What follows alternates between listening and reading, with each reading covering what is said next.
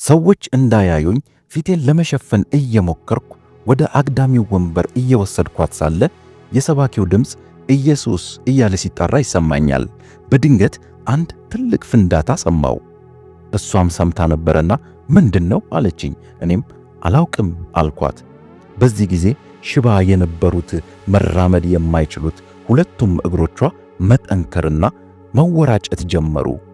መስጂድ እንደገባው ከአንደበቴ የናዝሬቱ ኢየሱስ የሚል ቃል በድንገት አፈትልኮ ወጣ።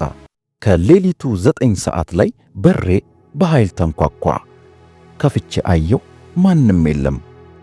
ውድ የሱፐርናቹራል ቻናል ቤተሰቦች ይህንን ምስክርነት እስከ መጨረሻው ከተከታተላችሁ በኋላ ላይክ፣ ሼር ማድረግና ኢየሱስ ያድናል እያላችሁ ኮሜንት ማድረግ አትርሱ። ተወልጄ ያደግኩት ናይጄሪያ ውስጥ ነው። ያደግኩትም የሰለጠንኩትም እንደ ሙስሊም ነው። በቤተሰቦቼ ውስጥ ካሉት 6 ወንድ ልጆች ሁለተኛ ልጅ ብሆንም ወላጆቼ ግን ኢማም ሆኜ እንዳድግ የመረጡት እኔን ነበር። ወደ ትምህርት ቤት ተልኬ የአረብኛ ቋንቋ ማንበብና መጻፍ ተማርኩ። የተለመደው ባህል በቤተሰብ ውስጥ የመጀመሪያ ወንድ ልጅ ነው ኢማም እንዲሆን የሚመረጠው። ወላጆቼ እኔን የመረጡበት ምክንያት እስካሁን አይገባኝም። ወደ አረብኛ ትምህርት ቤት ስገባ ከተማሪዎቹ ሁሉ በዕድሜ ትልቁ እኔ ነበርኩ። በዚያ ትምህርት ቤት ከአረብኛ በተጨማሪ እንግሊዝኛም ተምሬ ነበር። ምክንያቱም ገና በለጋ ወጣትነቴ ነበር ኢማም የሆንኩት። ኢማምነት ከቤተሰባችን ነው። አያቴ ኢማም ነበር። ኢማም ማለት የመስጂድ መሪ ነው። ጴንጤዎቹ መጋቢ ወይም ፓስተር እንደምትሉት እና ገና በወጣትነቴ ነው ኢማም ሆኜ የተሾምኩት። ከተሾምኩ በኋላ ወደ ሌላ የናይጄሪያ ግዛት ነው የተላኩት። በዚያም አንድን መስጂድ ማስተዳደር ጀመርኩ። በስራዬም በሁሉም ነገር በጣም ደስተኛ ነበርኩ። ምክንያቱም በወጣትነቴ ያሳካሁት ስኬት ስለነበረ ነው። በዚያ በሄድኩበት አካባቢ 2 ናይጄሪያዊ ጓደኞችን አፈራሁ። እነዚያ ጓደኞቼ ግን ክርስቲያኖች መሆናቸውን ያወቅኩት ከቆይታ በኋላ ነበር። ስንገናኝ ከምናወራቸው ወሬዎች አብዛኛውን ጊዜ የሚወስደው የሃይማኖት ርዕሰ ጉዳይ ነው። ስለዚህ ውይይቶቻችን ጠንከር ወዳለ ደረጃ ተሸጋገሩና እነሱ መጽሐፍ ቅዱስ፣ እኔ ደግሞ ቁርአን ይዘን እየመጣን መከራከር ጀመርን። በክርክራችን ወቅትም ሁሌ መልስ ልመልስላቸው ሲያቅተኝ እየተነሳው እደበድባቸው ነበር። ደጋግሜ የምነግራቸው አንድ ነገር ብቻ ነበር። እርሱም ቁርአን ከመጽሐፍ ቅዱስ ይበልጣል የሚል ነበር። ሁሌም መልሶቻቸው በጣም ስለሚያበሳጩኝ እነሱን መደብደቤን ቀጠልኩ። እነርሱ ግን ስብከታቸውን አላቆም አሉኝ። በስተመጨረሻም ከነዚህ ሰዎች መራቅ አለብኝ ብዬ ወሰንኩ። ሁለተኛ ቤቴ እንዳይመጡ ነገርኳቸው እና አንድ ቀን እንዲሁ ከተከራከርን በኋላ እባክህ ለመጨረሻ ጊዜ በመኪናህ አንድ ቦታ አድርሰን አሉኝ። እኔም እነርሱን ካደረስኩ በኋላ ዳግም ላላገኛቸው ወስኜ እሺ አልኳቸው። ከዚያች ቀን በኋላ ዳግም ላንገናኝ ተስማማን። ወደዚያ ስፍራ ለመጓዝ ዝግጅት ላይ ሳለን የቤት አከራዬ አንዲት የ12 ዓመት ሴት ልጅ አለቻት። ያቺ ልጅ እግሮቿ ሽባ ስለሆኑ የምንከባከባት እኔ ነበርኩ። ጓደኞቼን ወደሚፈልጉት ስፍራ በምሸኛቸው ቀን በቤት ውስጥ ማንም ስላልነበረ ያችን ልጅም በመኪናዬ ውስጥ አስገብቻት እሷንና ጓደኞቼን በመኪና ይዣቸው ጉዞ ጀመርን። ከአንድ ትልቅ የእግር ኳስ ስቴዲየም ደረስንና እዚህ ነው የመጣ ነው ብለው ሁለቱም ጓደኞቼ ወረዱ። በዚያ ስቴዲየም ለካ መንፈሳዊ ኮንፈረንስ እየተካሄደ ነበር። መኪናዬን ከስቴዲየሙ ጀርባ ነበር ያቆምኳት። በዚያ በኩል ደግሞ አንድ ትልቅ ስፒከር ነበረ። በስፒከሩም አንድ ሰው እየሰበከ ኢየሱስ ኢየሱስ እያለ የኢየሱስን ስም ደጋግሞ ይጠራ ነበር።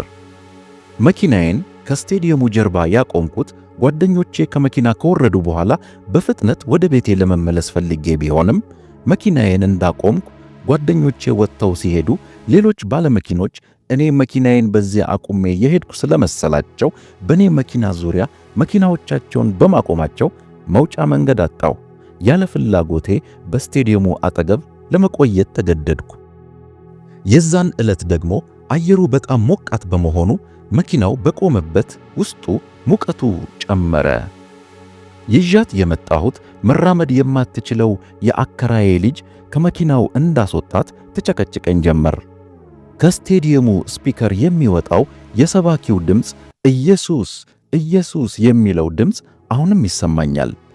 ልጅቷም ስላስጨነቀችኝ ከመንገዱ ባሻገር ወዳለው አግዳሚ ወንበር ወስጃት ንፋስ እንድትወስድ ለማድረግ ወሰንኩና ከመኪናው አቅፊያት ወርጄ ወደዚያው መሄድ ጀመርኩ። ናይጄሪያ ውስጥ መኪናችሁን ከእይታችሁ ብዙ ማራቅ የለባችሁም። ምክንያቱም ጎማውን ጨምሮ በርካታ አካላቱ ተፈቶ ሊወሰድባችሁ ይችላል። እንደ ሙስሊም ኢማም ደግሞ በብዙ ክርስቲያኖች መካከል መገኘት ክልክል ስለሆነ ልቤ ወደ መኪናዬም ወደ ሕዝቡም ተከፋፈለብኝና ተደነባብሬያለሁ። ፊቴን ሰዎች እንዳያዩኝ እየሸፈንኩ ወደ አግዳሚው ወንበር እየወሰድኳት ሳለ የሰባኪው ድምፅ አሁንም ኢየሱስን ሲጣራ ይሰማኛል። በዚህ መሃል በድንገት አንድ ትልቅ የፍንዳታ ድምፅ ሰማሁ። እሷም ሰምታ ነበረና ምንድነው አለችኝ።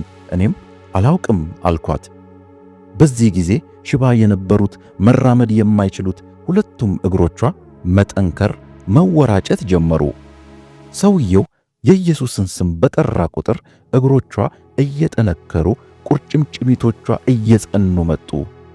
ከዚያም ዛክ ልቀቀኝ፣ በእግሮቼ መራመድ እፈልጋለሁ አለችኝ።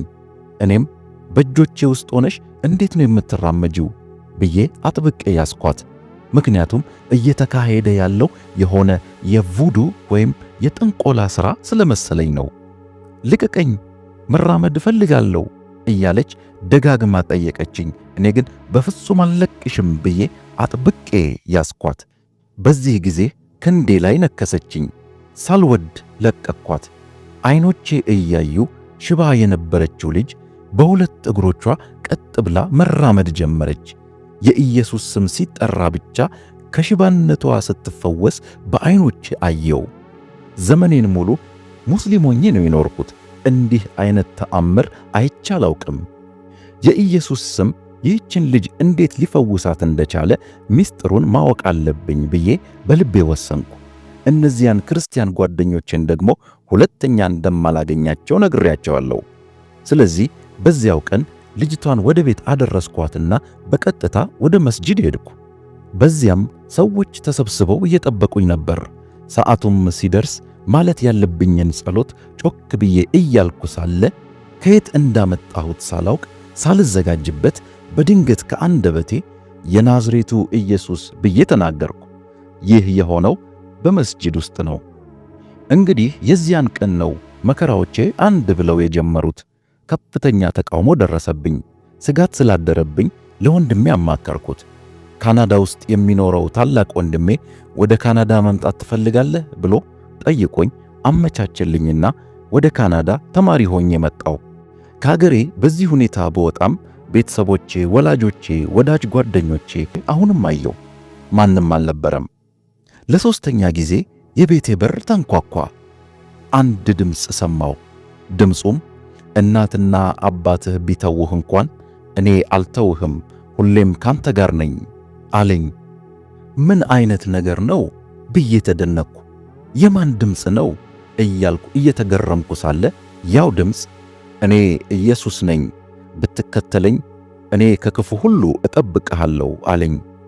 ከዚያች ቀን ጀምሮ ነው ጌታን የተቀበልኩትና መጽሐፍ ቅዱስን ማንበብ የጀመርኩት። በአሁኑ ጊዜ በካናዳ ኦንታሪዮ ከተማ ውስጥ ጁቢሊ ሴሌብሬሽን ሴንተር የተሰኘ ቤተ ክርስቲያን ውስጥ በመጋቢነት አገለግላለሁ።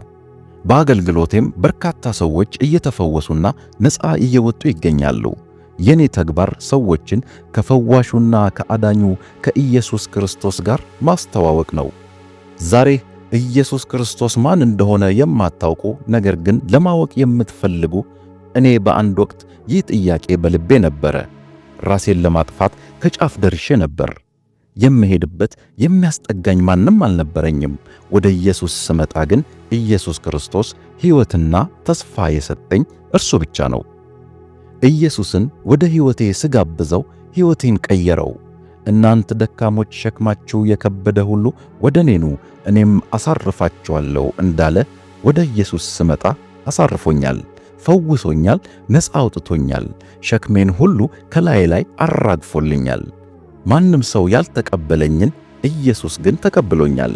ዛሬ እናንተም ኢየሱስ ክርስቶስን ወደ ሕይወታችሁ መጋበዝ ከፈለጋችሁ እንዲህ ብላችሁ ጸልዩ። ጌታ ኢየሱስ ሆይ ወደ ልቤ እንድትገባ ጌታዬና አዳኜ እንድትሆን እጋብዝሃለሁ። ጌታዬና አዳኜ ስለሆንክ አመሰግንሃለሁ። ይህንን ጸሎት ከልባችሁ በእምነት ከጸለያችሁ ኢየሱስ ክርስቶስ ወደ ሕይወታችሁ ይገባል፣ ይለውጣችኋል፣ የዘላለምንም ሕይወት ይሰጣችኋል። ክብር ሁሉ ለጌታ ለኢየሱስ ክርስቶስ ይሁን። እናንተንም ጌታ አብዝቶ ይባርካችሁ።